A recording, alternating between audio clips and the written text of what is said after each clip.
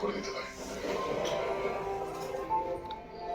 কৃষ্ণ, তোমার মনের মধ্যে কি চলছে আমি তো জানি না, কিন্তু যদি তুমি আমাকে তোমার বন্ধু বলে মনে করো তাহলে আমি সেটা শেয়ার করতে পারো।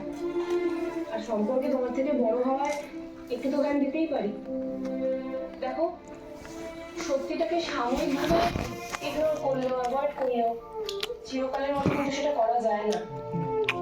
আর সেটা যখন পরে সামনে আসে না, তখন দুঃসহ চেহারা নিয়ে আসে। আর বন্যতার ব্যাপারে তোমার মনে যদি কোনো অস্বস্তি থেকে থাকে তাহলে দেখো না, সেটা থাকতে থাকতে হয়তো ঠিক হয়ে যাবে।